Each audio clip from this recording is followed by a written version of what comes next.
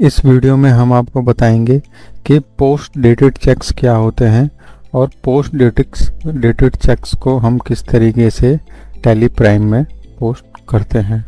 अगर आप accounting, freelancing या फिर क्विक बुक सीखना चाहते हैं तो आप हमारे चैनल को सब्सक्राइब भी कर सकते हैं।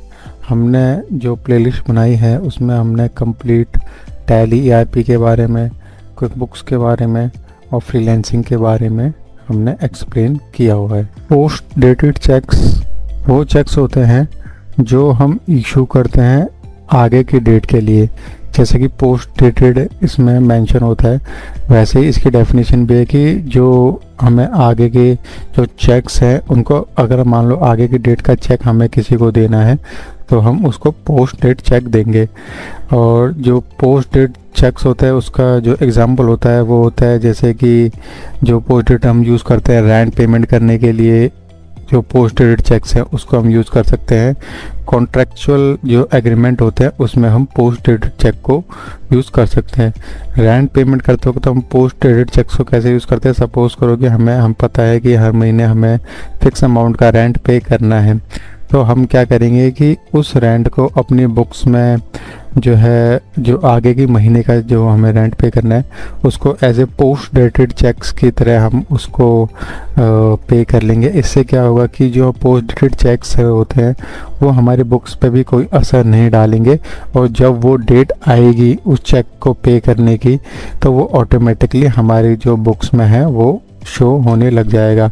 उसी तरीके से कॉन्ट्रैक्चुअल एग्रीमेंट, मतलब कि अगर मान लो आपने किसी के साथ कॉन्ट्रैक्ट किया है, आपने कोई लोन लिया है, कोई इंस्टॉलमेंट लिया है, आपको पता है कि पर्टिकुलर डेट पे आपका जो चेक है वो बैंक से क्लियर हो जाएगा, तो उस केस में क्या है कि आप पोस्ट डेटेड जो चेक्स है वो जो जिससे भी आपने लोन लिया है कार के लिए, तो वो आपसे पोस्ट डेटेड चेक्स आपसे मांगेगा, तो आप उसको पहले से ही आगे की डेट के जो है चेक्स वो भर के दे देंगे। तो जब वो डेट आएगी तो वो बैंक में चेक जमा करेगा और जो पैसा है वो आपके बैंक से उस जिससे आपने लोन लिया है उसके बैंक में ट्रांसफ़र हो जाएगा।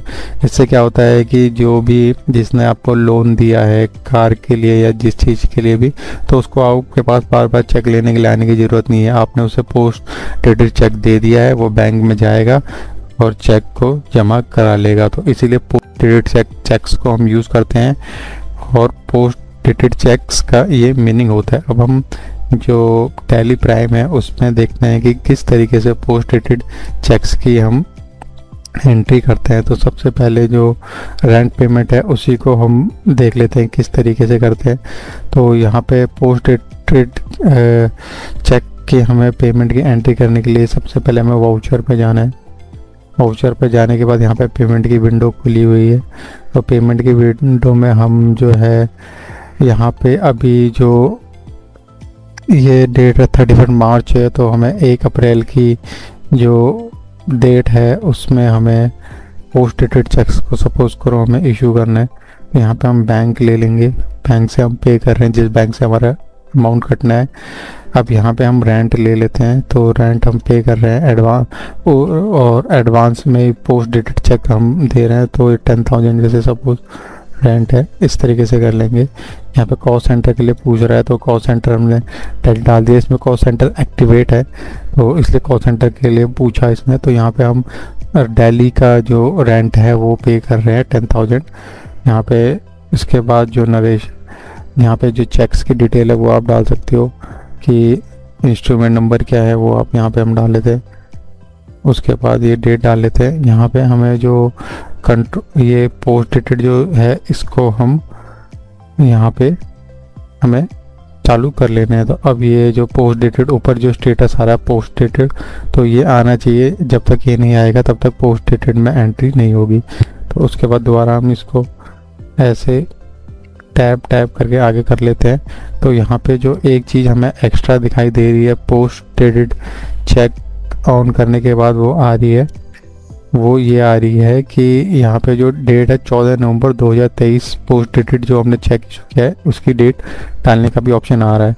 तो ये क्योंकि अभी इसमें 14 नवंबर 2023 की जो डेट है वो नहीं लेगा क्योंकि वो आज की ही डेट है, क्योंकि पोस्ट डेटेड होता है आगे की डेट के लिए। तो अगर हमें इसको पोस्ट करना है तो हमें आगे की डेट इसमें डालनी पड़ेगी। जैसे तो मैंने आपको बताया कि हमें जो चेक है हम चाहते हैं कि जनवरी में इसको हम चाहते हैं कि ये जो है अप्रैल में क्लियर हो। तो हम इसमें जो पोस्ट डेटेड चेक के ऊपर डेट लिखी है वो हम यहाँ पे लिख लेंगे अप्रैल, और उसके बाद इसको कोई अगर आप नोट डालना चाहो तो नोट लिख सकते हो, और यहाँ पे हम इसको एंटर कर लेंगे। तो इसको हम लेंगे अप्रैल मंथ चार्जेस रेंट डाल लेते हैं इसको हम ऐसे इसको यस करके सेव कर लेते हैं। तो ये हमने अब उसको जो पोस्ट डेटेड जो हमारी एंट्री है उसको हमने पोस्ट कर लिया है। अब उसके बाद अगर हमें पोस्ट डेटेड एंट्री को अगर चेक करना है तो वो हम जो है यहाँ पे उसके लिए हमें डिस्प्ले मोर रिपोर्ट पे जाना है, और उसके बाद हमें जाना है एक्सेप्शनल रिपोर्ट पे, और एक्सेप्शनल रिपोर्ट पे जाने के बाद जो ये पोस्ट डेट वाउचर है इस पे जाना है। तो पीरियड हम चेंज कर लेते हैं। तो ये हमने तो एंट्रियाँ करी हुई है पोस्ट डेटेड में, ये रेंट वाली जो अभी हमने करी है, और जो 10,000 है ये पहले से एंट्री हो रखी है। तो इस तरीके से जो है हम पोस्ट डेटेड वाउचर्स को अपनी बुक्स में एंटर कर सकते हैं। अगर आपका पोस्ट डेटेड चेक से रिगार्डिंग क्वेश्चन है तो आप कमेंट बॉक्स में मेंशन भी कर सकते हैं। और ये जो यहाँ पर अगर आपको जो डॉक्यूमेंट हम आपको ये अटैच करके भी देंगे तो आप ये डिस्क्रिप्शन में आप ये डॉक्यूमेंट देख सकते हैं। और इसमें चेक्स की स्पेलिंग जो लिखी है हमने यूएस जो हमारा हम काम करते हैं उसके अकॉर्डिंग हमने यहाँ पे चेक की डेफिनेशन चेक की स्पेलिंग लिखी है। अगर यहाँ पे यूके में देखें तो जो चेक की स्पेलिंग होती है CHEQUE होती है, बट हमारा जो काम हम करते हैं वो यूएस प्रोजेक्ट्स के लिए ही मोस्टली करते हैं, तो इसलिए हमने उसी हिसाब से यहाँ पे जो स्पेलिंग है और जो भी चीज़ है वो यहाँ पे हम लिखते हैं। फ्रीलांसिंग अकाउंटिंग और फ्री कोर्सेज से रिलेटेड वीडियो देखने के लिए आप हमारे चैनल को सब्सक्राइब भी कर सकते हैं, और आप हमारी कम्युनिटी को भी ज्वाइन कर सकते हैं। इस कम्युनिटी में हम जो फ्रीलांसिंग से रिलेटेड जो प्रोजेक्ट है उनको अपलोड करते हैं। साथ ही अगर कोई जो अगर अपना काम करवाना चाहता है फ्रीलांसर से जिसके पास कम बजट है या स्मॉल बिजनेस है तो वो भी इस कम्युनिटी को ज्वाइन कर सकता है, या फिर हायरिंग करना चाहता है फ्री ऑफ कॉस्ट तो वो भी इस कम्युनिटी को ज्वाइन कर सकता है।